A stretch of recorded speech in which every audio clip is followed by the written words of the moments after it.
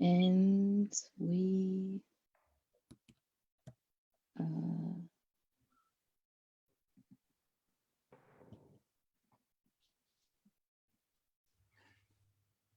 live. Mm-hmm.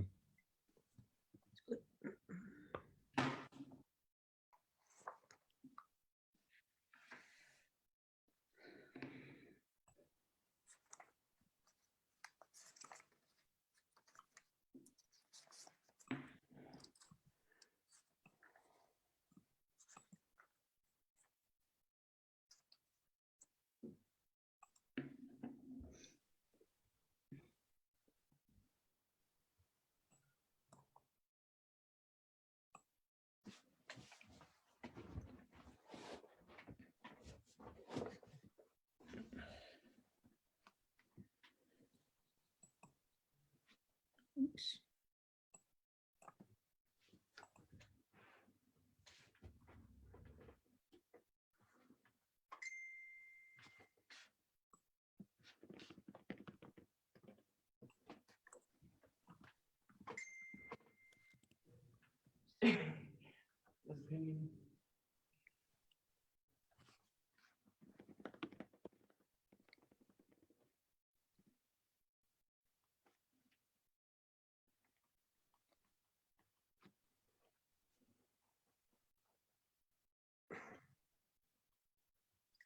What?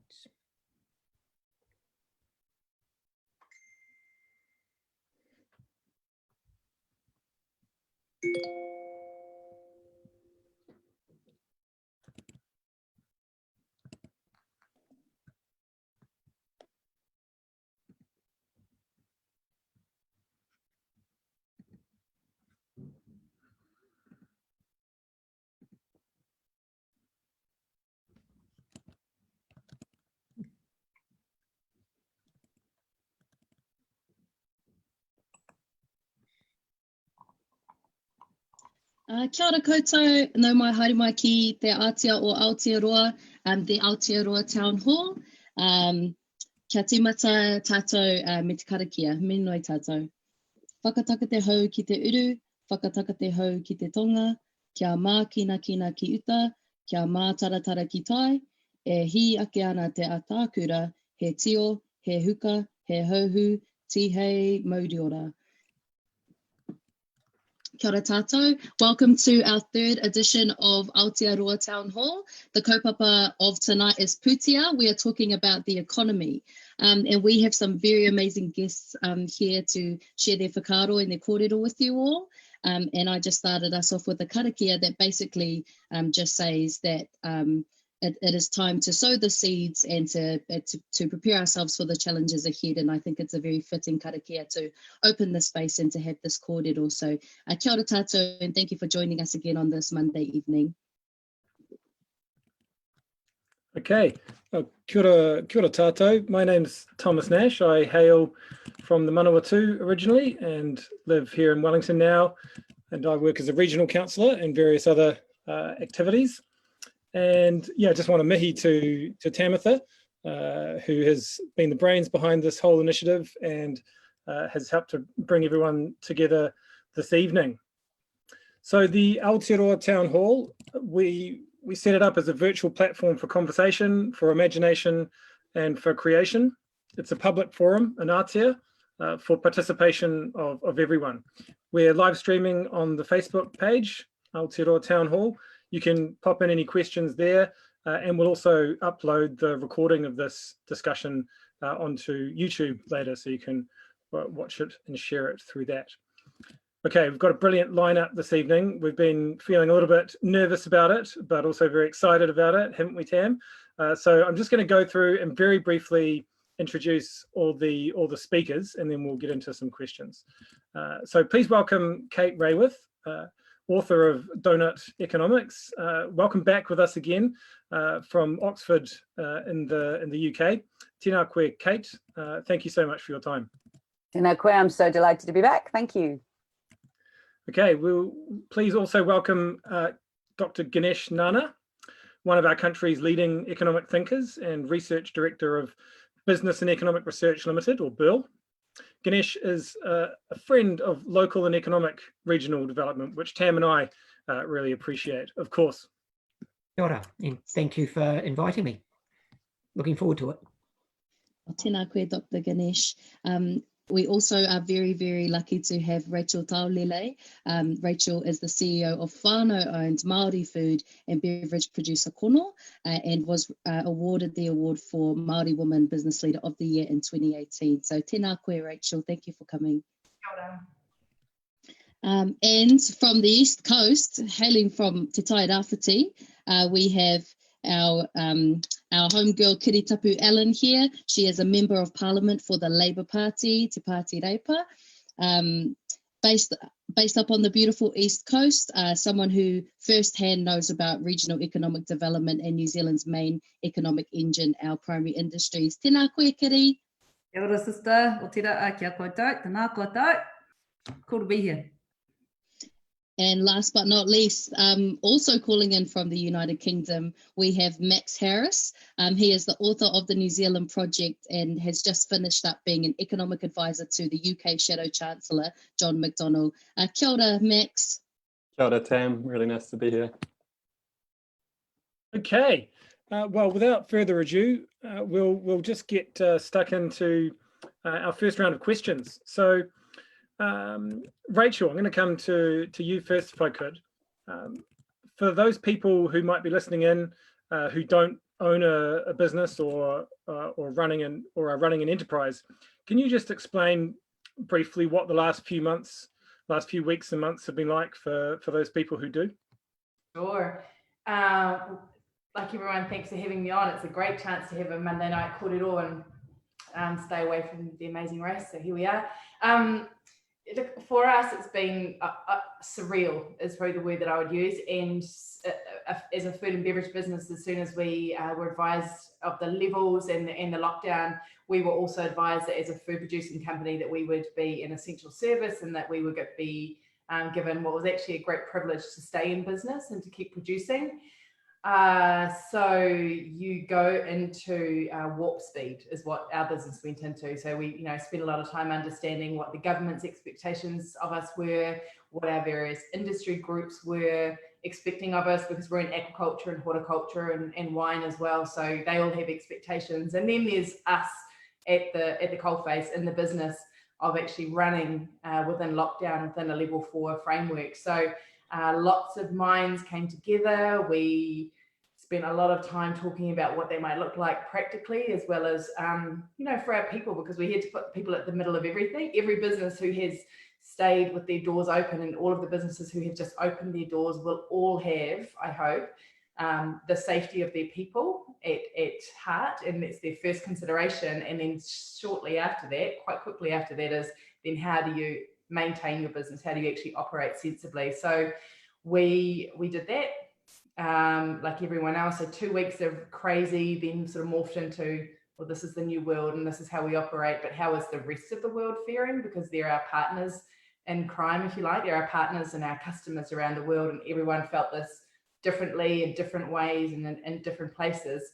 So it's been a real balancing act and hard, I would say, to maintain morale and communications when you're all super remote, but also this might sound a little bit cliched, but from these times of adversity come the most amazing stories, and people really rise to challenges. And often it's the people who can, and often you get, from left field, you get these amazing people doing amazing things together that make that they love the people that they work with and the place that they find themselves in, and they really, they just blow you away.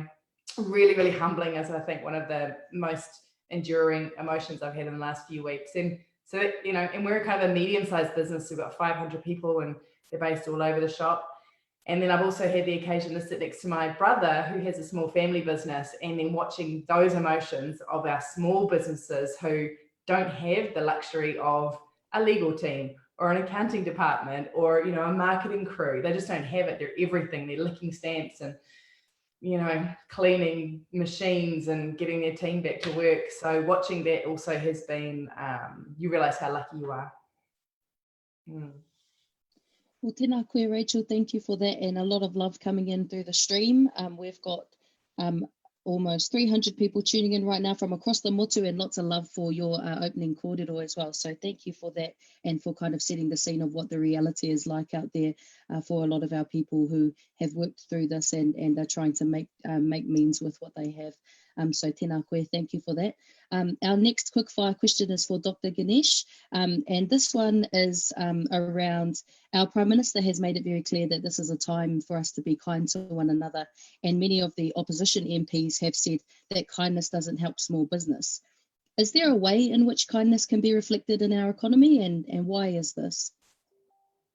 I suppose it's curious you asked that question. It's curious the response about whether there's kindness in economics or in business, and it goes to the guts of it. Is there any ethics in business, or is there room for ethics in the economy? And to me, it goes back to something really fundamental. What is your purpose? What is your kaupapa? And I think businesses and the economy really needs to get a little bit, well, we need to look at ourselves and ask that question of ourselves. If you're a business owner, what is your kaupapa? Why are you in business? Is it just that financial bottom line, or is it something more? And Rachel just said, it's about people. Most people openly will say now is the time to look after the people. But why is that not always the time? Surely it's always the time. That is the reason we have an economy. That is the reason we have businesses.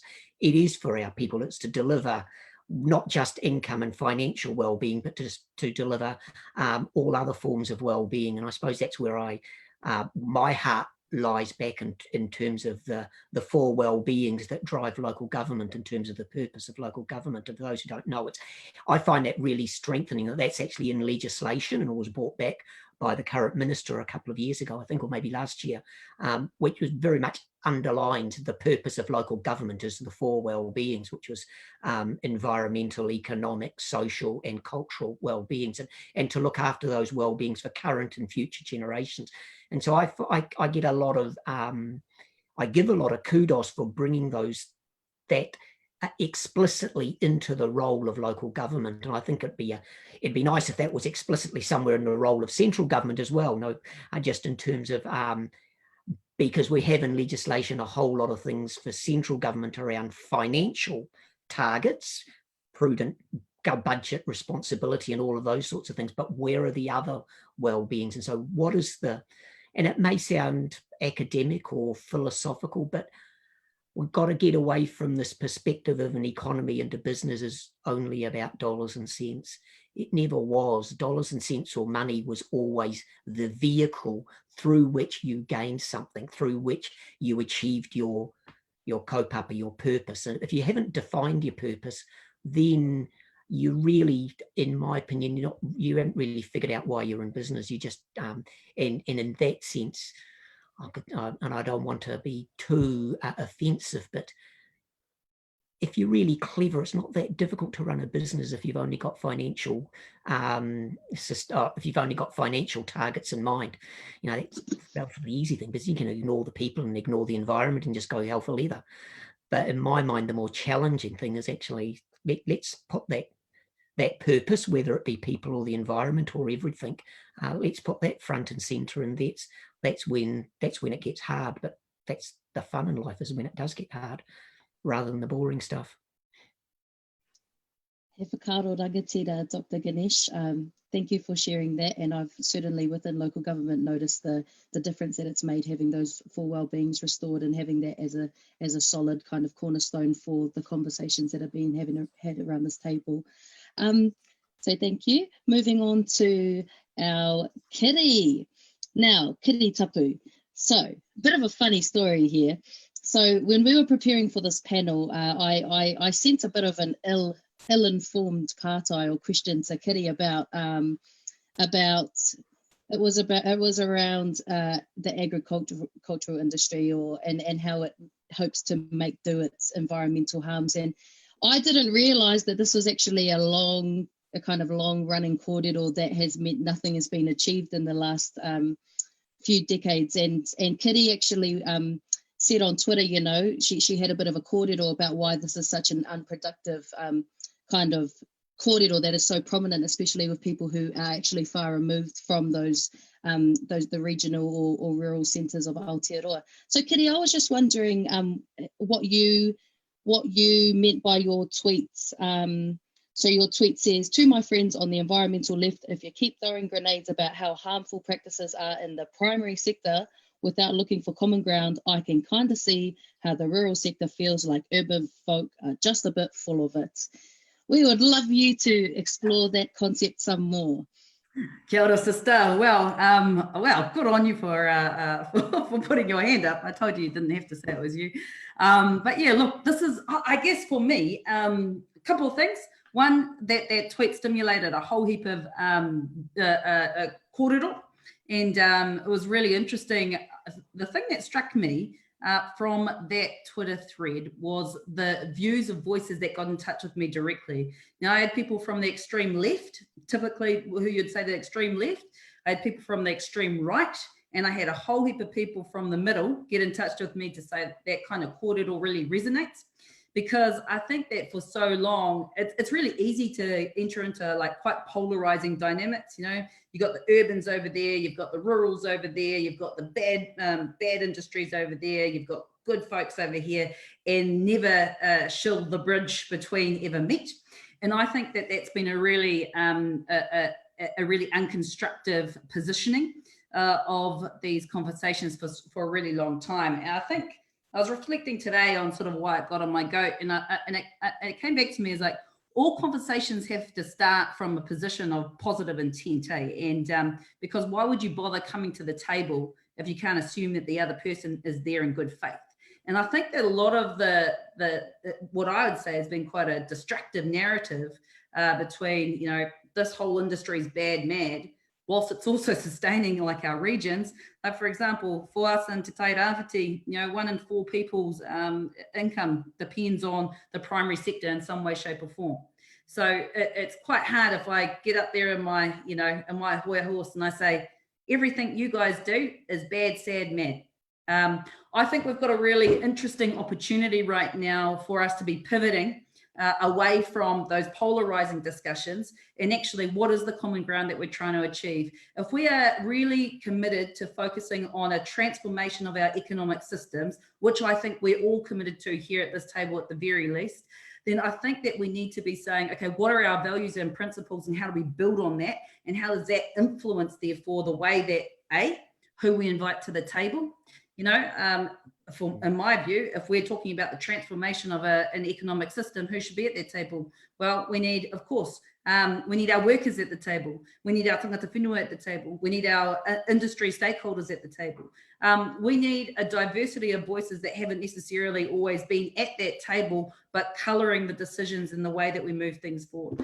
So I think for me, I've just become a little frustrated with the polarizing oppositions, and I guess I'm just sort of like drawing a line in the sand. If that's where if we're gonna continue to have the same old yarns and we continue to sit in the same old positions and we refuse to build on the common objectives that we actually collectively hold at the core of our values as New Zealanders or whatever you want to call us, well, I think that this crisis is going to be just another missed opportunity. So it was a good, I guess, tono to all of us, and I don't exclude myself from that. To all of us, the way that we're framing where we head to right now is critical. I need you, and you need me, and we need each other to be kind of jumping on board, to be focusing on the principles, the values, and therefore how we radically transform our economy. So that was that, sister. Tēnā koe, Kiri, kia ora for that, and it's good to clear the air about that, and we can see online that the viewers are showing their appreciation for your kōrero there, and I think it's good because like you say, often people talk past each other in this space, and it's great to have an opportunity to exchange in a good, open, constructive, positive way. So you mentioned, Thomas, I gotta say, it's not often that when I put up a tweet that I've had like hardcore unionists, hardcore environmentalists, and hardcore federated farmers all like come at me positively. I was like, whoa, what have I done here? But I think that shows that there is a resonance where people are sort of sick of being tribal. You know, let's really focus on who we are at our core as New Zealanders. I'm yet to meet a New Zealander that doesn't want to swim in a clean lake. The way that we go about pivoting, I mean, like at our core, you know, we treasure our environment. And so let's put that at the top of our priorities and our hierarchy and use this as an opportunity to really pivot all of our collective practices. I think that's right, Kiri. And I think it's that collective agreement, for want of a better word, around what are our objectives. You talk about principles and values, but why are we here? What do we actually want to achieve when we extract food from the ground or whatever it is? And if we can get some common agreement on that, then we can start talking about the how.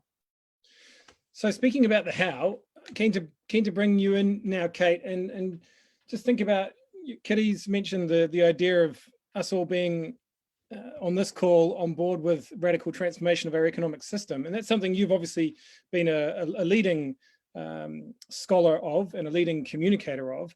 One of the things that has occurred to me, and I know you've spoken about this before as well, is if we're going to have a new economic system, then our economics teachers, our economics professors, our economists are going to need to think quite differently from how they've been thinking so far. And so my question to you is, are we on the right track in turning that around and getting some different sorts of ways of thinking into that economics discipline? And can you give us some examples of how we might be on the right track or not?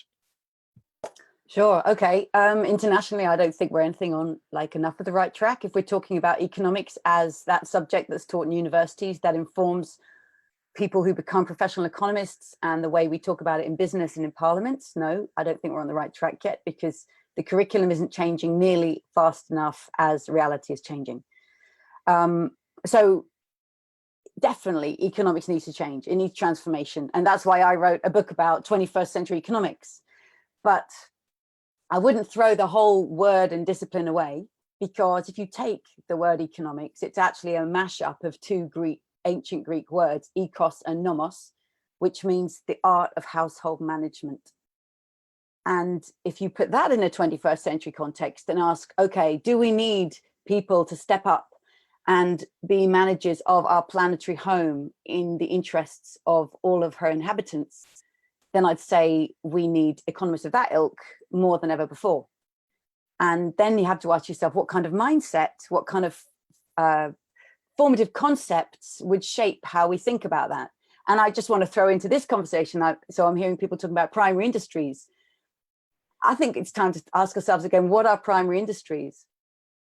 Even just what we call primary industries. I mean, healthcare surely is a primary industry.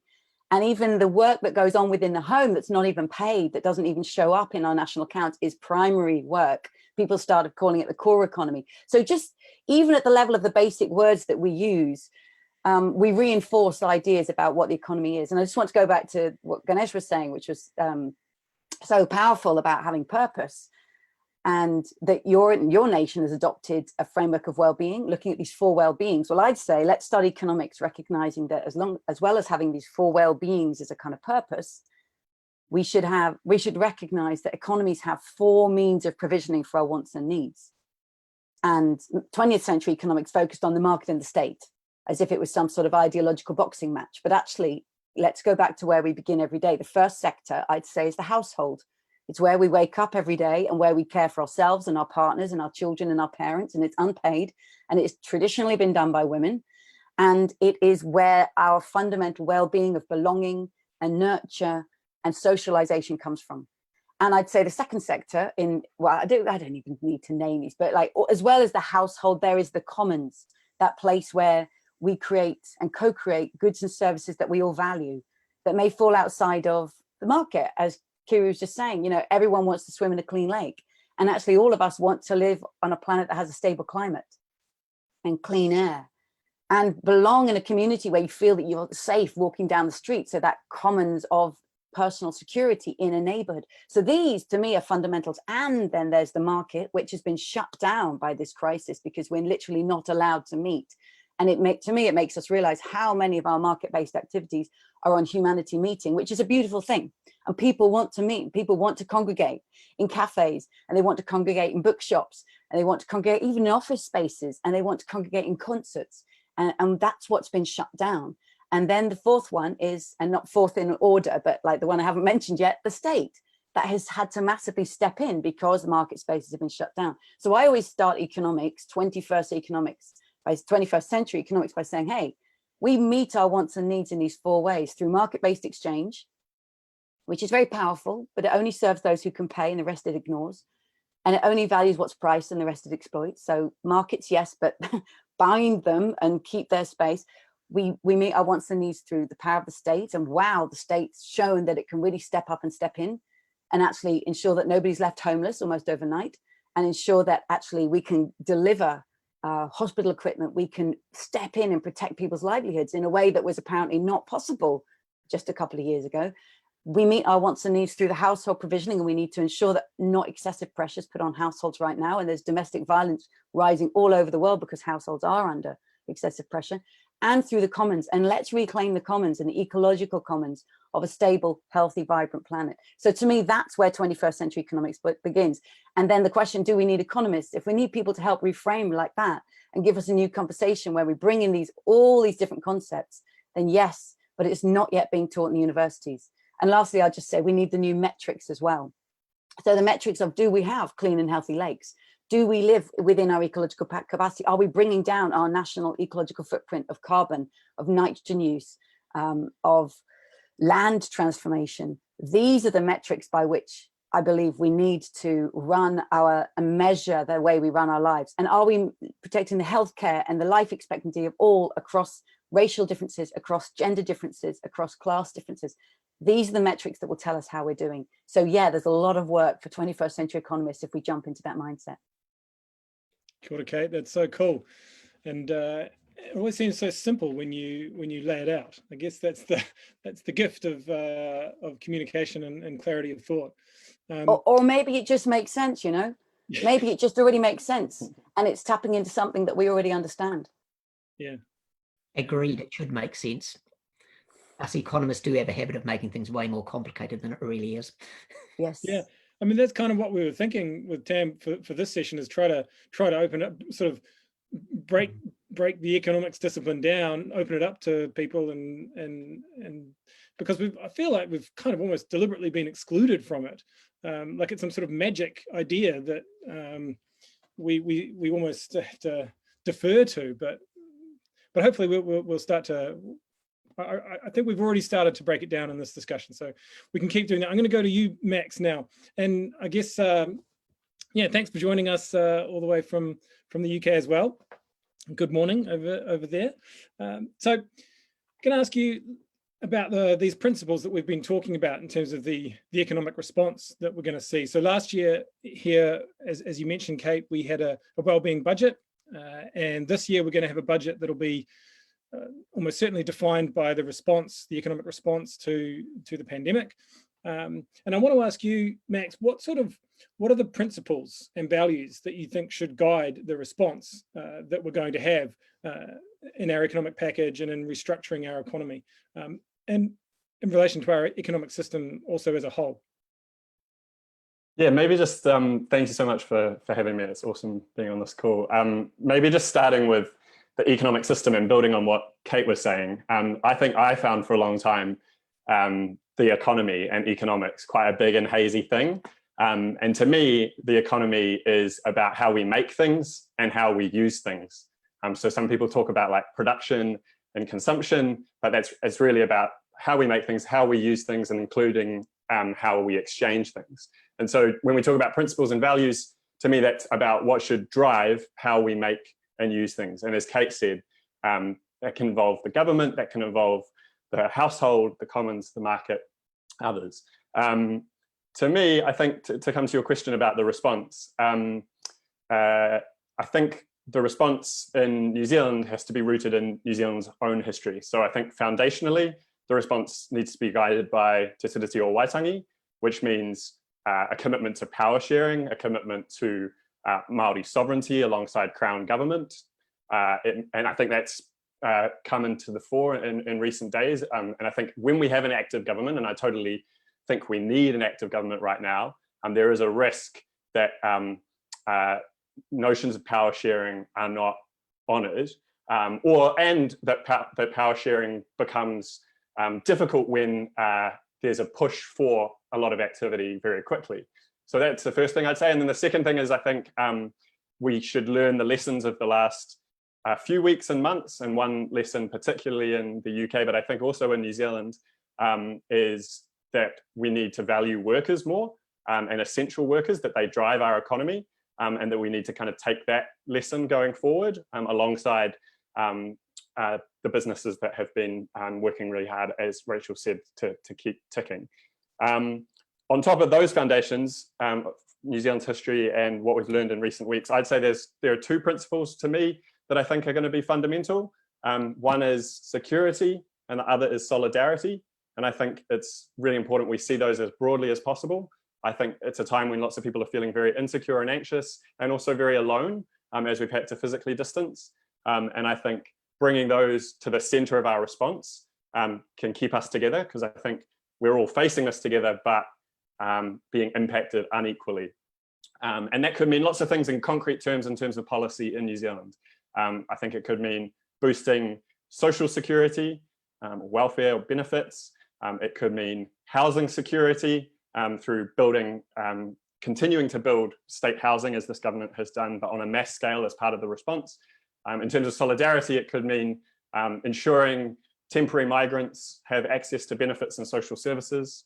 It could mean thinking globally about what New Zealand can do to step up and speak up for things like debt cancellation.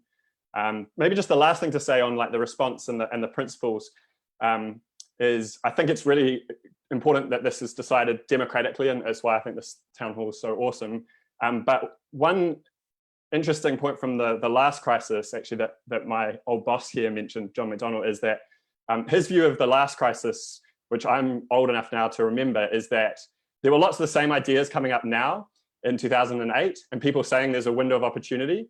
But his view was that there wasn't the coordination of progressive movements, and also the consensus around key ideas that meant that could be pushed through. And so over time, people's energies got sapped, and other interests came into play. And so I think what's so important is that we coordinate, and this is the start of that. And what Tam and Thomas, you've organised, is the start of that in Aotearoa. Oh, thank you, Max, for that that mihi. Very much appreciated. And I just found it interesting, just looking at these comments and what people are saying. I just read this comment that says, yes, fully, I always felt as though it wasn't my place to understand the economy until recently. I thought it was too impenetrable, but the books of a few people on this panel have really broken this down for me. So that's so a big mihi to you all. And also we have a question from Huhana, saying, where does Te Tiriti o Waitangi fit in transforming the economy?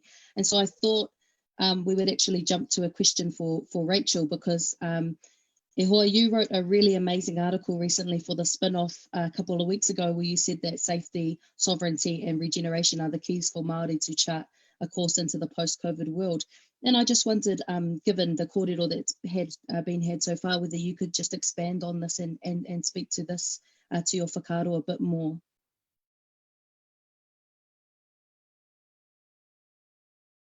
I'm that guy, I'm that mute guy. And I was just asking you, how many minutes have I got to answer that question? Because although I'll tell you, that was an interesting experience writing that article, because, you know, one word hit the page and then the rest just kind of flew out, and I felt really strongly about it.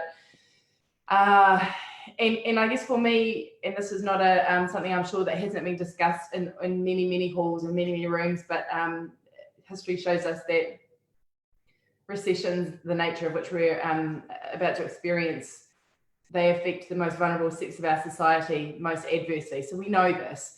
And so I started thinking and started reading about things around, separation-based economy. So what happens when we're separated from everything we know, and that generally is accompanied by scarcity and fear. And that's an idea that came out of somebody I quoted in that article, a Native American author who talks then about what happens, and generally what happens is that people focus, they double down on their focus in and around the economy, and they tend to exploit natural resources. And as a result of those people, oftentimes Indigenous peoples, are affected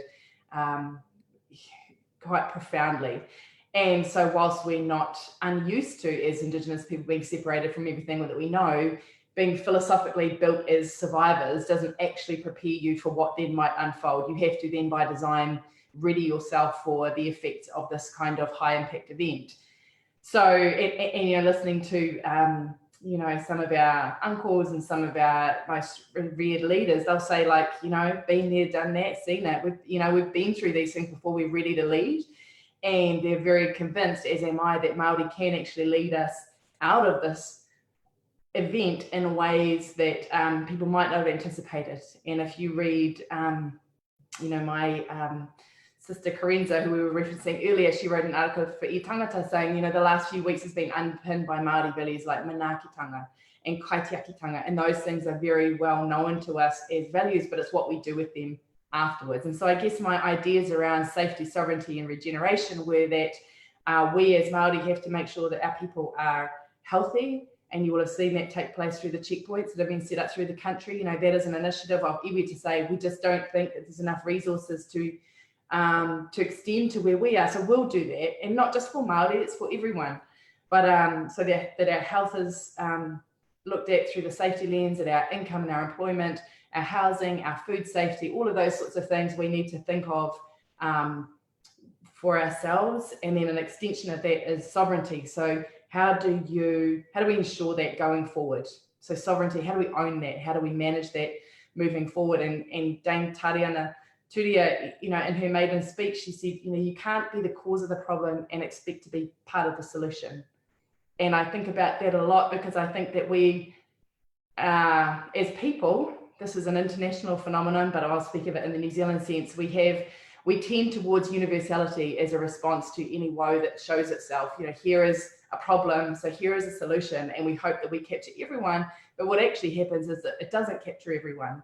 So I think that sovereignty for me is my hope that we as people, the government specifically, can actually just relax into the idea that there are multiple value systems in our economy and in our society, and that we have to value them sufficiently that we enable them to live and breathe and actually be the solution to the problems that show themselves. Because the challenges that you find in the far north or on the east coast, and this is, you know, your hood, Kiri, you know, those are things that they are very unique challenges being experienced in wholly unique ways that require really bespoke solutions that are designed by Māori and that are deployed by Māori, that might be enabled by government. And I think that's where the partnership is important. And, you know, we'll probably get to the question about the treaty-based economy, because Te Tiriti is that's a partnership document. It's a constitutional partnership. And whether that has been given effect truly to this point is a constant source of debate. And what I think is that this impact and this event has given and might give pause to how we truly give intent to that. So I think that the final part of the puzzle is that regeneration. So what does that look? And I think that the word regenerative or regeneration is moving in towards that word sustainability. You know, it gets expanded around quite a lot. But it's a concept that we have been, as Māori, that we have been in the mix of since the beginning of time. It's just a holistic way of being. And so I'm interested in your comments around needs being met by market, state, household provisioning, and the commons, Kate, because I think I absolutely see and understand conceptually that framework. But I also think for me, it's missing the cultural underpinning, the tikanga component, and that for me is where I would go back to. And I think that the regeneration for me is in as much to say as it's impossible to separate those things. You know, our environment, our moana, our whenua, they are our tupuna, and so you revere them and love them in a way that you would your brother or your sister or your mother or your aunt or your uncle. So you behave in a way that respects them in that way, and through doing so, you create a regenerative place and space and environment in which you are the very smallest part. You are the most insignificant part of that equation. And so, you're doing what you can to ensure that you have as little impact on that that circle, I suppose, in a way of saying it, but in a way that you remain connected and that you can ensure that we endure in that environment. So yeah, safety, sovereignty, and regeneration. It just went. Kia ora, Rachel. It's an extremely good piece. Everyone listening should go and read it if they haven't already. I'd like to also point out that there was a little bit of Mike Tyson in there just to keep it real. Yeah, always good too. Anyone want to open up some space if anyone wants to jump in on that, Kōrero Kate, go ahead. Yeah, I'd love to jump in. I really appreciate this point you're saying, Rachel. And just to say what I was describing, I drew a diagram of the economy embedded in society of human culture, embedded in the living world. And so I totally agree what you just said. We are a small little part of it, but we always have to recognize that our ways of meeting our wants and needs is embedded within the living world and has to be consistent with Earth's life supporting systems. And the dynamics we need to bring about in our economies need to move from degenerative design, which I think far too many of the industries that we've inherited internationally have been based on degenerative extracting and running down life supporting systems. And we need to make them regenerative. So we need to make agriculture and industry and manufacturing and energy generation from degenerative to regenerative. And that means the people who are involved in those industries absolutely are core to how do we redesign the way we do this so that instead of running down the living world, we're actually part of enabling her to regenerate. And that gives us a stable climate and healthy life supporting systems. And we need to move from our industries being divisive, owned by far too few people, so that the value generated goes into the hands of a 1%. And that's what I think from the financial crisis, everybody could suddenly see that's what's happening, this extractive of financial value into few hands. And we need to turn those into distributive. So far more worker owned, small scale owned, cooperatively owned, so that the value is circulated amongst those who actually did the work. So for me, those are the two big dynamics, degenerative to regenerative, divisive to distributive. And we need to redesign our economies within the living world to make that happen. Yeah, it's a hard one, isn't it, Kate? I mean, I know that within Wakatū, and we are just on this path, as is everyone. But rather than look forward into regenerating and redesigning, we're actually looking all the way back to say, well, you know what, we actually probably had it down quite some time ago. Then we managed to screw it up. Now it's royally screwed. So how do you dial it all the way back? And who knows that? And so then you have to really, you have to be very patient and you have to listen. And I think that when you're going like a bat out of hell, it can be hard, especially when you're trying to run a commercial enterprise and you're trying to create jobs and generate wealth and do all of the things you know that you're expected to do as against all of your peer companies. But actually, we want to do it really, really differently. And that is both liberating and terrifying. Exactly. I'll just jump in on the foundations of the economy shifting towards a more of a treaty-based economy, and I kind of want to just use what I see is happening in my own backyard in the East Coast. You know, I think sometimes when we talk about te tiriti, that it's this sort of, you know, hypothetical constitutional framework that colours everything that we do. But in my reality and what we see in the ground is that it's a living, breathing relationship that operates every single day in every single way. And unless, for example, councils can work with iwi, unless DHBs are being driven by and informed by what's happening at that iwi and a hapu level, nothing's going to get done. And that's been like, I think, you know, it's been really interesting in a time of crisis. This isn't our first one, unfortunately, in the East Coast in the last little while. We've just come off the back of Whakaari, and just before that, we had some massive floods up in Uawa, which is, you know, we've just had a really disrupted a way of living in my region. And, you know, in our region, in parts, over 80% of some of the towns are Māori. And with about 50% of the population in the East Coast is Māori. So it's an interesting thing because you come down to Wellington and it kind of gets back to this hypothetical principle-based blah, blah. but actually it's a very living, real relationship that you can't do anything. You can't talk about economic transformation without iwi being at the table or hapu being at the table, hapu leading and driving. And exactly as Rachel said just prior, that the drivers of, the creators of, it has to be done by Māori, for Māori. And look, government, our government, we can come along and hopefully get out of the way, and I think that there's, and this has happened over time, where I think that we've gotten to a different place in the relationships. Had this happened 10 years ago, I don't think that, for example, I'll use the example of the checkpoints in the East Coast. Those were an iwi initiative, and I talk about those checkpoints as a living manifestation of a treaty relationship. Iwi wants to do something to protect its tribal rohe. It calls the local authorities, it calls people from central government, it calls the cops, it calls whoever needs to be in that room. Everybody gets in the room. The tribe says is what we want to do, because this is why we want to do it, because at the heart of it is the well-being of our whānau, our whenua, and our people, and we're the best people to do it. And all the various other stakeholders in the room go, oh yeah, that makes sense, good, how can we support you? And look, I think had this sort of discussion, I don't think that government was in a position 10 years ago to be able to actively not hold on to the power. And I think that we're seeing in mainstream, we've seen a lot of yarns. I'll use the checkpoints again. You sort of see the opposition trying to rally up a call of, that kind of iwi, Kiwi gangs and, tribes doing all these bad things.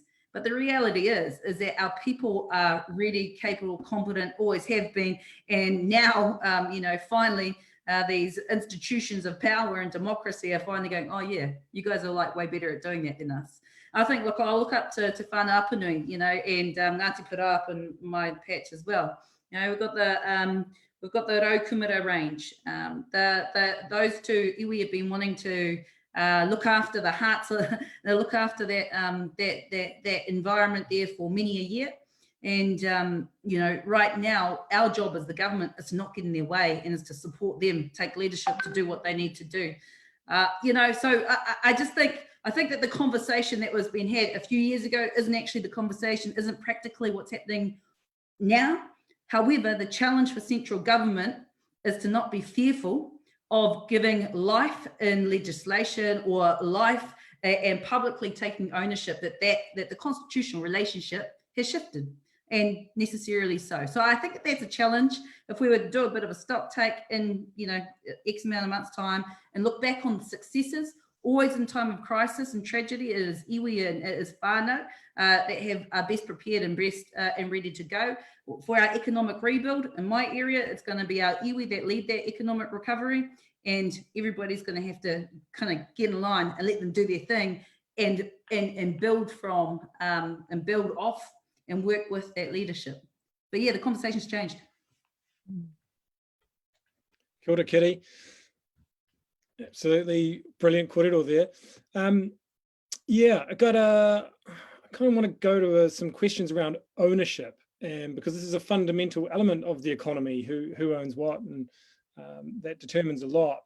And I was going to ask you, Kate, that last time we spoke, you mentioned this injustice between the people who are in the goods and services economy, which is what we've mainly been talking about, producing things that we can eat and use and so on, and then people who are kind of in the rent-based economy, where they happen to own buildings and which people have to pay rent to, and the fact that during this crisis, as you said, we had to sort of stop. A lot of people had to stop the goods and services economy in many ways, meeting, but the rent-based economy kind of kept going. And I just wondered, that really struck me, and I've been thinking about it. And I wanted to ask you whether you see opportunities as we reset from this crisis to sort of shift that balance a bit, and maybe boost up the real economy and maybe peg back slightly the kind of rent-based economy. Sure. So I think you'll recall I was playing with a bit of hose pipe and a funnel, and saying the hose pipe symbolizes incomes that are earned through circulation, through the production of goods and services. One pays for another. My salary I earn a salary and I can buy your goods, and you earn a salary and you can buy someone else's services, and it goes round and round. And that's what's been largely shut down by the demands of physical distancing. I mean, it's still going on, especially in food, in care, but a lot of sectors have been shut because people can't gather to exchange. But not all money goes round and round. Some of it gets siphoned off, and I have a little funnel here, and it goes off on rents, for rent for your housing, rent for your land, for rental of your shop space, or for rental of land and farmland. It goes off on mortgages, it goes off on interest payments on debt. And so it's just really interesting to think, what is this? How does this work? Because the money that goes to rent, I mean, this is not a new story. In fact, I was looking up a fabulous quote from John Stuart Mill in the 1840s. He said, the rentier landlords, and he was talking about land, the rentier landlords who grow richer, as it were, in their sleep, without working, risking, or economizing. And you can take that from landlord ownership, but also to financial system. So the rentier economy depends upon ownership. And if you own a scarce factor of production, or if you own a scarce asset like land or housing, or indeed the power to create money, then you can charge a rent to extract from those who need to rent it from you. And then this takes us deeply into the question of ownership. And well, who does own things? Why do they have the right to continue to extract rent? So this crisis has said, when this comes to a stop, people can no longer afford literally to pay their rent. And so we've seen governments enact policies that we did not see in the last crisis. We've seen rent freezes, rent holidays, no evictions. We've seen mortgage holidays. So that the governments have, across the world, different governments have done it slightly differently, but they've had to say, whoa, if incomes have stopped, we need to put a break on the expectations of that rent extracting economy. And that very break on the expectations of the rent extracting economy opens up the question of, why should that economy expect to continually extract rent through the mere ownership of things? John Maynard Keynes, who was the great British economist of last century, he talked about the importance of low interest rates. So let's move in thinking not about land, but about finance. And he said, if we could secure low interest rates, he said it would mean the euthanasia of the cumulative oppressive power of the capitalist to exploit the scarcity value of capital. I'm just quoting the most influential economist of the 20th century to you, right? And he saw this as well. So I just think immediate policies, rent freeze, rent holidays, no evictions, mortgage holidays, like let's just stop the rent. But so when we come out of this emergency, do we just go back? Do we just turn the rent funnel back on? There is an opportunity to take a bigger, longer look and say, why is it, if we live on a delicately balanced living planet who continually needs to regenerate herself, why do we accept that a significant portion of income earned by the wealthiest, and this is money in the funnel that's largely going to the wealthiest. The trouble is pensions are paid this way, and that's the trick, that's the trouble. Pensions are also paid this way, but can be done a different way. But this money is largely funneled off into the hands of the 1%. Why would we just go back to that? Why can't we ask ourselves, who owns the land? How is it owned? How is it actually acquired? And do we, now I'm dipping into deep questions in my country's history and your country's history here. Who owns the power to create money? Because most countries give it over to commercial banks that make massive money off making loans and then demanding interest. Why can't that money be taken back in the hands of the government, and then that value is shared amongst all people as a public good? Who owns the data? Now here we're into the 21st century terrain. Who owns the data, and how do they get the power to extract value from that rent? So yes, let's look at the underlying questions of ownership. And these aren't things that are going to happen immediately in the process of recovering or rebuilding from an emergency. But I really think we have to take this opportunity to see, we want economies that depend upon circulation and depend on regenerative distributive circulation. We need to shut down and transform the expectation of long-term rent extraction, because as Thomas Piketty so clearly showed out, that is what accumulates resources in the hands of a 1%. That's so awesome, Kate, and it's great because it brings me perfectly to Ganesh, because I think I can see you've got lots to add on this. So I'll just hand it over to you, Ganesh. But well, I just think, just picking up what Kate's just said in terms of the very current existing New Zealand example, which was the business guarantee loan scheme that this government tried to put in place, and we saw in terms of the response to the lockdown, and 80% guaranteed by the Crown and 20% for the banks, and it was supposed to go through the banking sector, and it failed because they were not lending out to the SMEs that they were supposed to, because they have these expectations of ongoing rents or ongoing interest payments. And so what did we have? We had to literally last week, we had to have the government step up and say, okay, we'll do it all ourselves.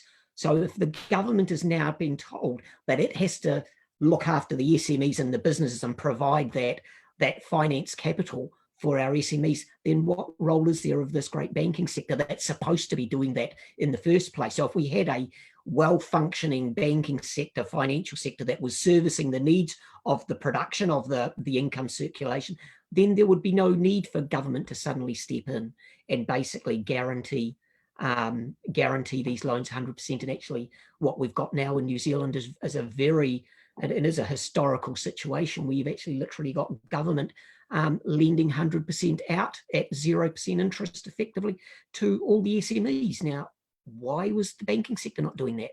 It's a pure reflection of what Kate was just talking about. It's those expectations. And yes, let's take ownership back. You know, in the ideal world, whatever it was 15 years ago, it was supposed to be Kiwi Bank. It didn't quite work out, hasn't quite worked out in terms of taking on the market mechanism. But I think that's part of the problem of the government trying to mimic the market and trying to say, okay, we'll go in and we'll try and beat the market at its own game. Well, that's always going to fail.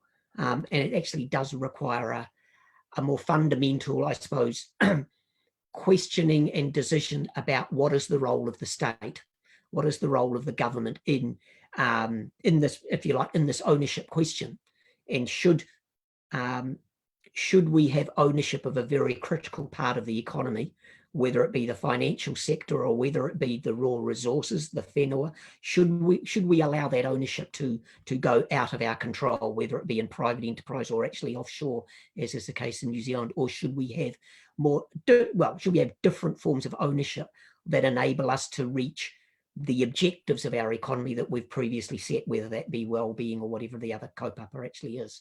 So I'd like I always see the economy should be servicing the needs of the people rather than the other way around, and very definitely that ownership element, and you mentioned ownership of money or currency is something that's very topical, as we see, and we realise that actually now's probably a good time to take that ownership back and let's have the state issuing the currency rather than the banks, because they've obviously failed us several times. Finally, we might actually get it.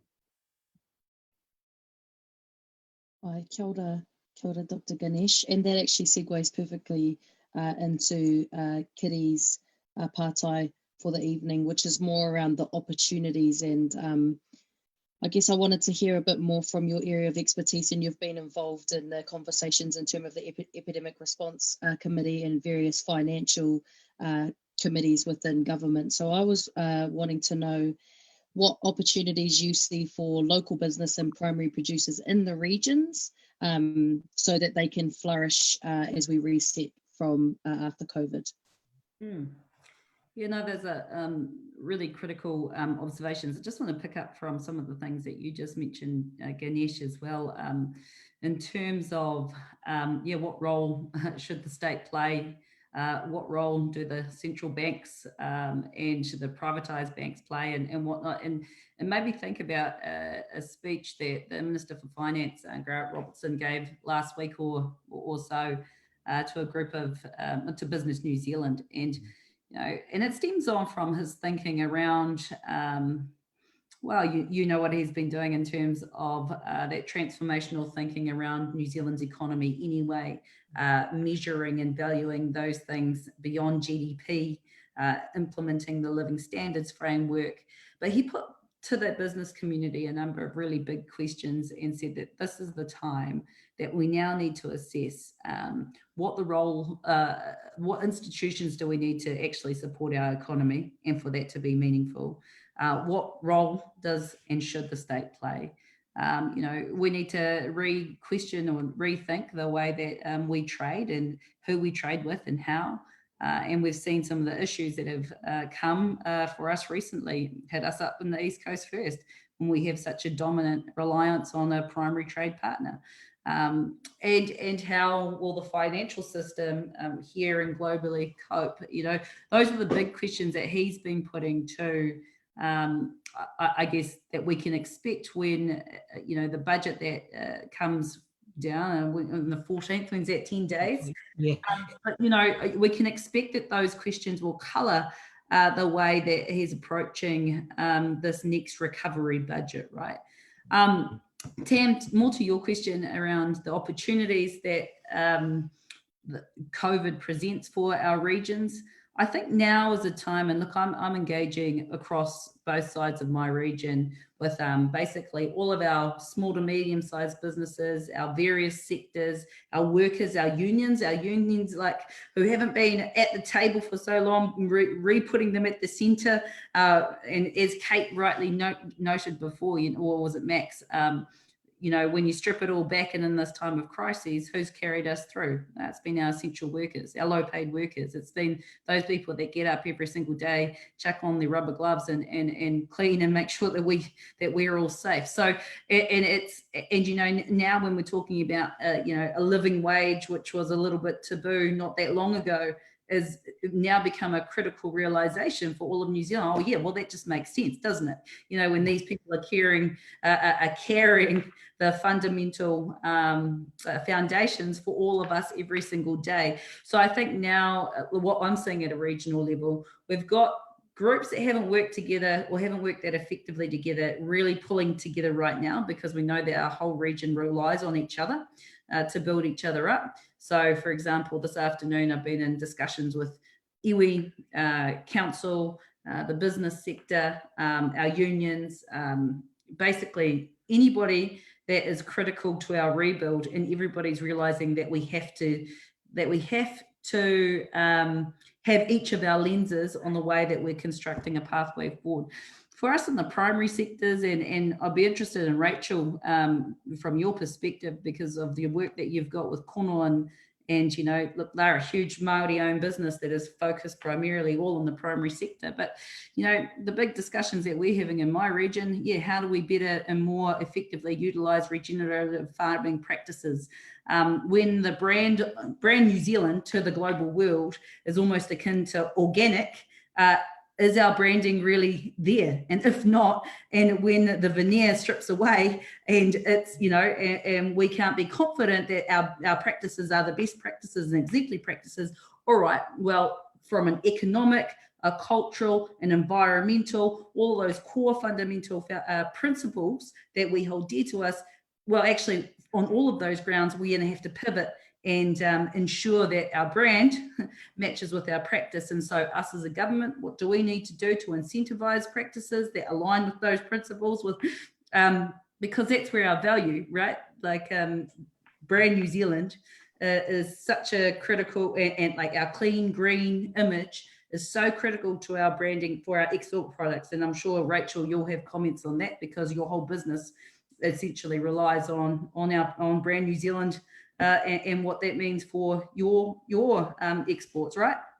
Yep, it definitely does. And I think that, you know, we've found ourselves is that promises have been made to the world about what we do and how we do it. And we've all gotten in behind them. We've leaned into them and, you know, pushed it forward and platformed off them. But then everyone, almost without exception, is standing back and thinking, well, you know, like, are you? This is my 15-year-old daughter. She's like, but are you? You know? And the answer is usually like, not really. Are you really being those people you're promising the world that you are? And the answer is no. But the answer is actually not point blank, we're not. The answer is we're not the people that we know we can be, and we're working out how to be that. And so I think that people are doing double time to understand how to live up to the promises that we're making in the world and that people have made before us. And I think in our, and that's part of the equation. And I guess in the work that we do, that's part of the promise. We want to live up to the promises we make the world with our customers and our consumers.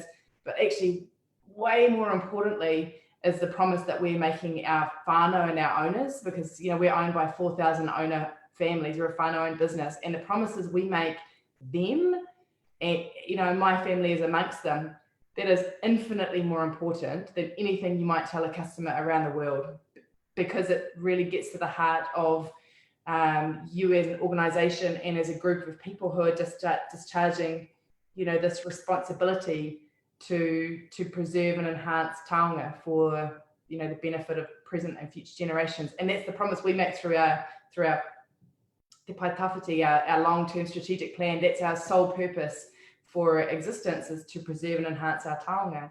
And so if you're not doing that, and that is not for the benefit of the world, that is for the benefit of our people, then you're hard failing. You know, Sis, I was just thinking about this earlier today, and I was thinking, you know, Māori business in particular, and you're an expert in this stuff, has forever basically had to be juggling multiple quadruple bottom lines, right?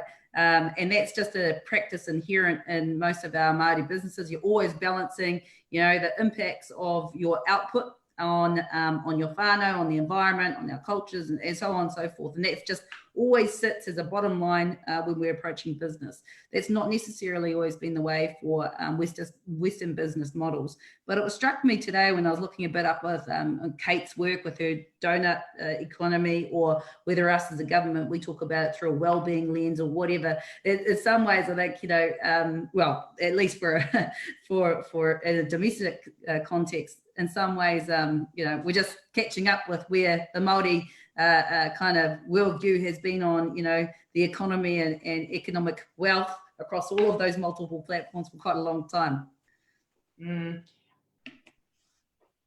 If I say really quickly, I also think, no, we're catching up to ourselves, because yeah, we've been, you know, Māori have been trading, been a business, you know, been exchanging since forever.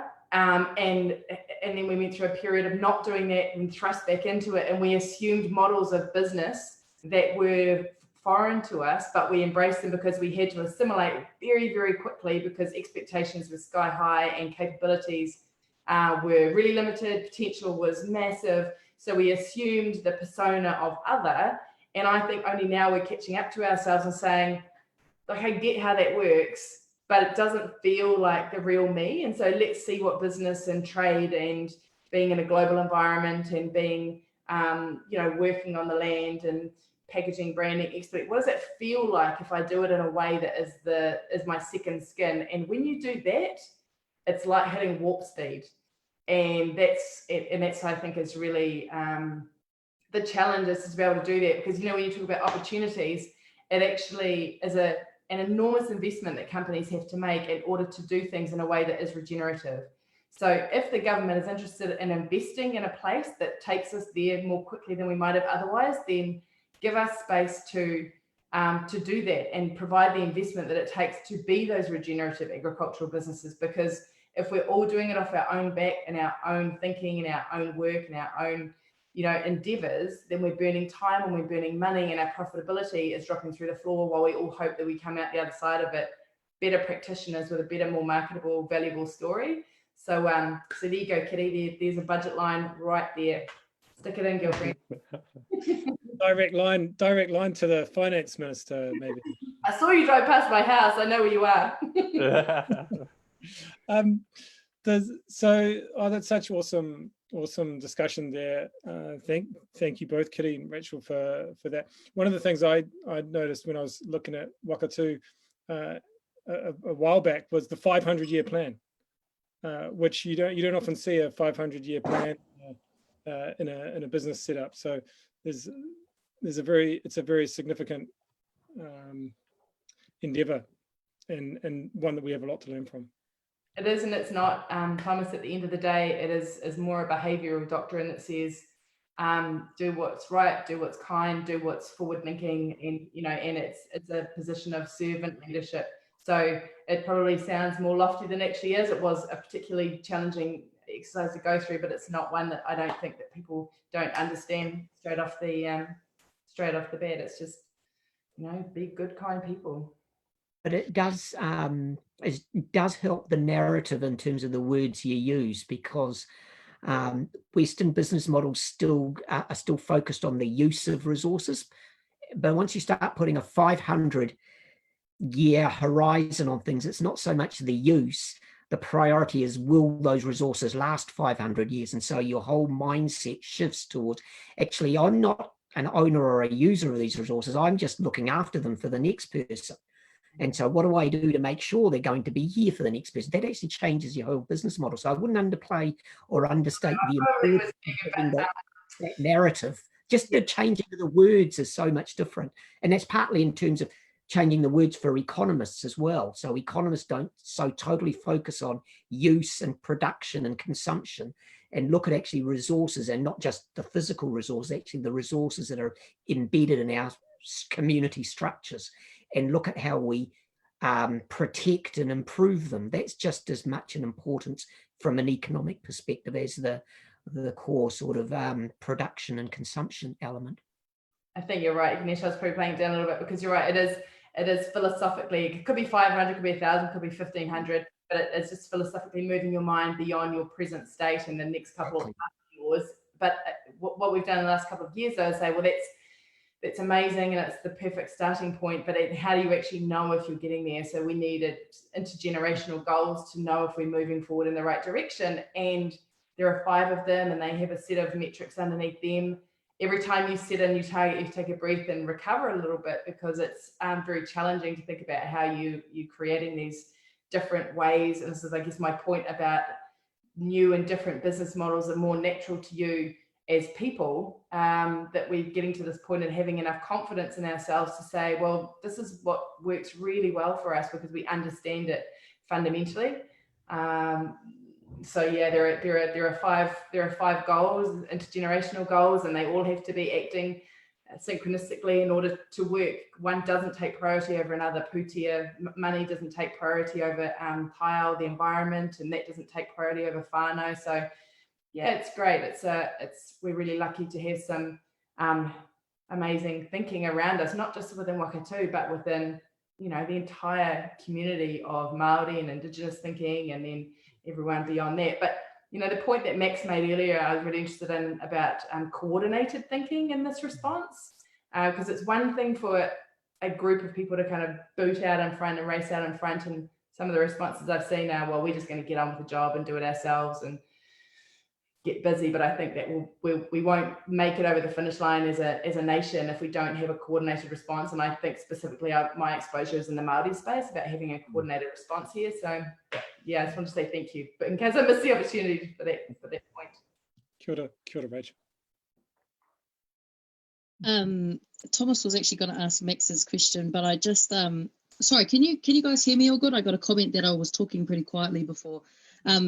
But I just noticed there's lots of comments saying, we want to hear Max, we want to hear from Max, but I actually really respect the way that Max has been engaging in this kōrero, because it seems like, there are a lot of new learnings that we don't typically get to engage with, especially around te tiriti conversations.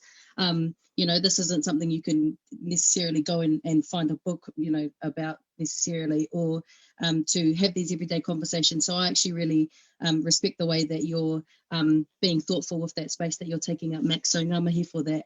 But I do have a question for you as well. I just wanted to say that. Because, yeah, I do too. I really do. I do too. I just think it's great that we've had this space to be able to talk about these other kaupapa as well, including te tiriti. So I wanted to know a bit more about your We Own It campaign over in the UK on public ownership. And I just want to understand, building from that, what role do you think the state should play as we come through this crisis and reset our economy?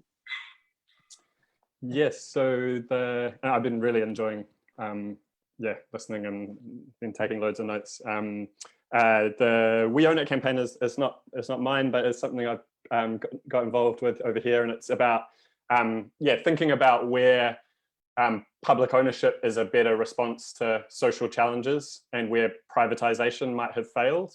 And I think there's some lessons for New Zealand. I think maybe just reframing the question slightly in terms of like the role of political leadership rather than just talking about the state, because as we've talked about throughout the call, I guess political leadership's exercised by different people in New Zealand. I think in the Crown sphere, like others have said, I think there's going to be an expanded opportunity for Crown action and supporting what other people are doing, and especially maybe as tourism is weakened in the coming months in New Zealand, and that's something that we've relied on in the past. And just on kind of what the Crown's role is in that, I think maybe we've understated how much the Crown and government can play a strategic role in supporting the economy in the past. And one economist who I've really enjoyed reading is Mariana Mazzucato, who wrote a book called The Entrepreneurial State. And she looks at the iPhone and she says that every key part of the iPhone comes from state investment, originally from state investment, partnering with others. And that's not to diminish the role of other people in boosting innovation, but that's saying we need to be open about the fact that actually public investment really counts. And I think that's going to matter in New Zealand in the coming months. More concretely, I think there's been the idea floated of a Ministry of Works, which I was really encouraged to see. That's about building public infrastructure with good unionized jobs. It was great to hear Kiri talking about the importance of trade unions in this. There's got to be a green Ministry of Works. It's got to be a TIDITI compliant Ministry of Works, but I think that's an idea that deserves more discussion. There's so many more things I could say about the role of the state or Crown government in New Zealand. Just building on something Ganesh said, one idea that's picked up in a few other places is the idea of a national investment bank, where you have a state bank that supports lending for innovation and for small and medium enterprises. And I think it could serve some of the roles that we were discussing earlier in terms of like positive lending that maybe the privatized banks have not been doing well. Loads of other things I wanted to mention, but I don't want to take up too much time. I mean, one thing is I think having a debate about contracting out in New Zealand is really important. I was reading about a dispute, I think it's OCS in relation to Vic in Wellington, and where the OCS was paying its cleaners. And I think we know from experience that contracting out does tend to lower wages and worsen working conditions. And bringing some of those services back in-house is something that We Own It has talked about in the UK. And I think that that's a conversation that we could have a little bit more in New Zealand. I also think it'd be great to keep talking about universal basic services, which is the idea of expanding free public services, extending the services that are currently free. So where we've got healthcare in New Zealand, thinking about making dentistry free for adults, thinking about other areas like our aged care sector in New Zealand and how that can be integrated into the health sector better. All of those conversations are ones I think we have to have. But as others have said, I think political leadership isn't exercised by the Crown alone in New Zealand. And so it's not for me to say like how other parts of political leadership will be exercised, but as has been said about community checkpoints, clearly we're going to have a response on multiple fronts. Maybe if I just finish by saying one other thing that's been interesting from working in the UK with the Labour opposition here, where we tried to build up a radical program, was and we failed at the election last year, was that one of the interesting things that was said coming out of that is it's so difficult for people to imagine a society that's not run on profit. And that means when you come up with ideas that are based on an alternative model, it can be difficult for people to believe that that's possible. And so one thing that I think is important here is storytelling and explaining that actually in our everyday lives, and going to kind of what others have said as well, we are already living out alternative models. We are already sharing, we're already caring for people in a way that doesn't respond to profit. And I wrote down this nice quote that I came across from a Scottish writer, Alistair Gray, which is, work as if you live in the early days of a better country. And for some reason that really resonated with me at the moment, is that if we can all kind of work as if we're not, of course, in a new country or a different country. New Zealand has a long history, and there is a long history of examples we can draw on. But I think having that mindset as we build out of this is something that can be really exciting. Can I add a little thing to that? Work as if you live in the early days of new country, and care and be kind and shop and contribute and volunteer as if you live in the early days of a new country. That's a beautiful quote.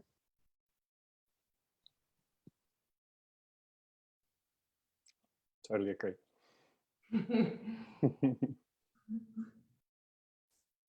And that's all I was going to say. So I think there's loads of exciting work happening in New Zealand, and I think we're going to have to fight for this. It was awesome to see students fight for the accommodation charges to be ended at Vic, and what that shows is, unfortunately, I can talk about a National Investment Bank, Ministry of Works, and a whole lot of policy ideas, but it's not just the quality of ideas that are going to create a different kind of politics. It's actually people power and using stories and using advocacy. And it seems like that's all stirring at the moment. It makes me want to come home, but I'm stuck in my East London flat here for now. Well, Max, you should come home. Like there's still a small number of flights that are it is possible. We think you should come home. But thanks so much for that. It's really inspiring to hear from you, and thanks, as Tam said, for making space as well. I have we're getting closer to the end, but we're tracking well. It feels like it's been a very dense, kind of intense, content-rich discussion. I'm feeling slightly exhausted, but we're getting lots of good feedback online, so we'll keep it going. So Ganesh, and maybe Kate, or maybe others, but can you help me with this question? Because in councils, and really, I guess across government in general, there's this question about how do we get money now, and where does money come from, and do we cut services, do we cut rates, or do we borrow some money? Can the government print money? What happens if the government prints money? Do we all have to pay it back? Are we going to be saddled with debt for generations? And then some people say, no, the government can print money and it doesn't matter because it will deflate away over 30, 40, 50 years. And we don't have to worry about it. Can you just set the record straight in terms of what happens with government debt? Well, I'm not sure if I can set the record straight, because I'm sure there's at least 15 economists that will disagree with me. If not more, 1,500 probably. But in terms of where we stand now, in terms of the here and now, and in terms of the shock and the dislocation and disruption, what happens to government debt really is way down the priority list. That we really cannot let that distract us. We cannot let it detract us. We've got to get the argument and the narrative around that economics is about people and it's about their futures. It's not about finances. There's no easy or simple solution or pathway out of this. There is going to be a debt that we are going to leave for the next generation. We've got to be honest about that. But that debt can either be in the form of a pristine balance sheet that we hand over to the next generation, but a dilapidated infrastructure, destroyed environment, communities that are disconnected and dislocated and not included in anything. Now, that's one form of debt that we could leave to the next generation, but with the nice pristine balance sheet that will make some people feel happy. Or we go down another route which says, okay, we are going to whether it be financial debt in terms of a balance sheet or whether we print money and write it off. In my mind, that's academic. But if we go down that route, then at least what we leave for the next generation is a restored environment, is some restored communities with a safety net around them, that we've caught as many of our vulnerable as possible so that they are able to contribute, in a position to contribute and participate in the economy of the future or in communities of the future. And I think it's not a simple balance between, okay, we borrow from the future and we're going to leave them debt. We are always, in our current situation, we've got to be honest, because of lots of mistakes we've had in the past, and then of course because of this pandemic, we are inevitably going to leave a debt for our future generations. It's the form of that debt that we've got to think about. And is it, we can't, and in my mind, we can't go down that austerity route and cut spending and cut, because yes, okay, we might feel comfortable with the nice, clean balance sheet that we leave for the next generation, but we leave them with no ability to participate or contribute, and we leave them with a backlog of infrastructure, both social and community infrastructure, not to mention physical and environmental infrastructure, that they will have to rebuild. And in my mind, I don't think that's at all appetizing. And I'll put bluntly, many times in history, people or governments or generations that have gone down that austerity route have left futures with wonderful balance sheets, but it's never worked. That austerity route has never worked in terms of leaving a future for the next generations. So we've got to learn our lessons from the past. So yes, yeah, bluntly, we can print, the New Zealand government can print money. And there's arguments about whether it will leave a financial debt burden for the future. I don't believe that. I think the question to ask, or the question to note in the back of your mind, is who was most vocal about not printing money? And that's the one, it's usually the ones who are not going to get hurt. And so I'm always, whenever I'm faced with conflict, I always ask the question, who's the least vocal, who's not in the room? Because those are the ones that are probably the ones that are hurt the most. And those are the people we've got to think about, rather than the ones who are most vocal and at the front of the queue for the support. Ganesh, I'm interested in your views, if that's okay. We have had so we went into this particular crisis with a relatively a pretty strong balance sheet, low debt. Financial balance sheet, yes. Yeah. And now, you know, we've just spent 20 bill, and the Treasury modelling is based on spending another 20 or 40 billion to get to various different points. In your view, you know, what kind of, you're saying austerity, no to austerity measures, and I think that that collective, you know, we all agree with that. But where do you think that the spending should be done? I worry about the knee-jerk response to immediately shovel-ready stuff, because that embeds in, I think, past thinking. We've got to be clever. Some shovel-ready infrastructure that has to happen, we know that, but I worry about stuff that's based on the idea that we need cars and roads. So it's got to be more than that. Capital infrastructure for the future, so whether it's around restoring our waterways, restoring the productivity of our land, whether it's forests and trees or those sorts of resource-based initiatives, yes. Whether it's innovation and R&D in terms of the produce that comes off the land and out of the water, how we use that, whether it's the communications infrastructure, so we actually have first world communication, so we can actually have we can actually visit the doctor wherever we happen to be in New Zealand, and whether it doesn't matter how remote we might be, but we can actually talk to the doctor, and the doctor can make appropriate diagnosis. All of those sorts of things that me living here in the middle of Wellington, I take for granted, but I know in parts of New Zealand, that's just not the world that we live in. So those are the sorts of investments.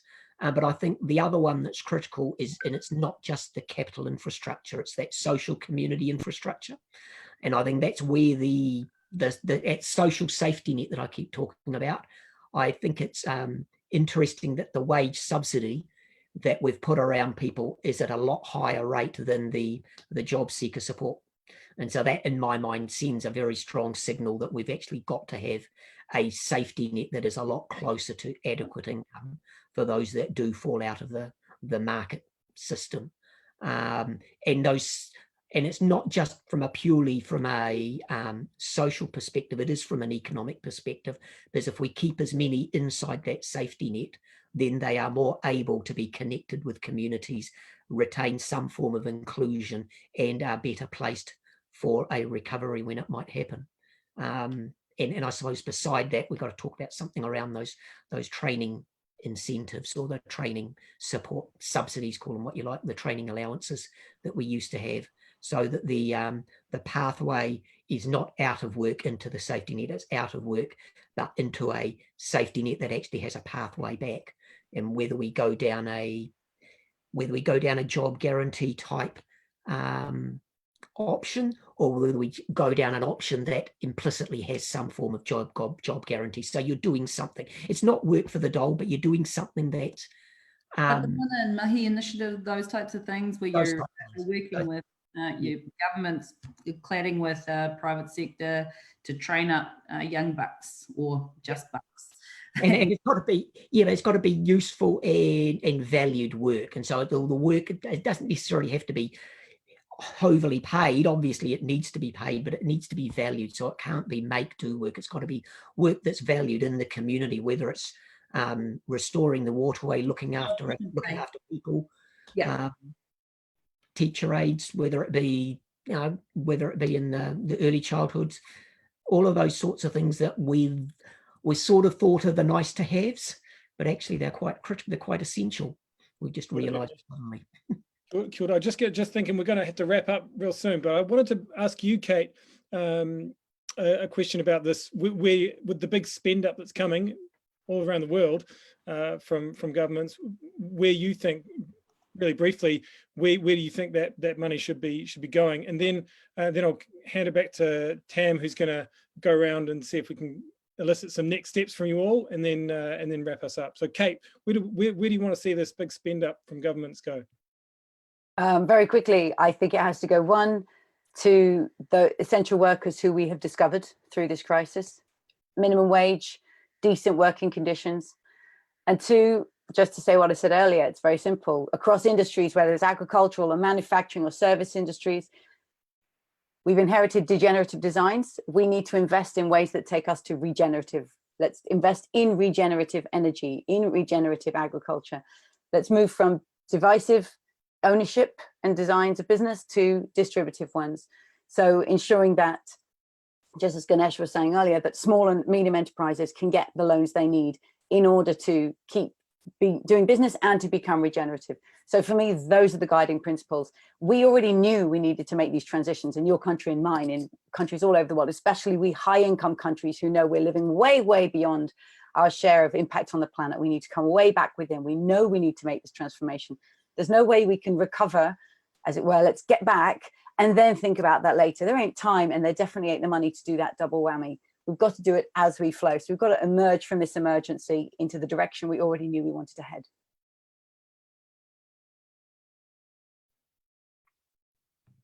I was just pausing to see if anyone wanted to add anything onto that that corridor.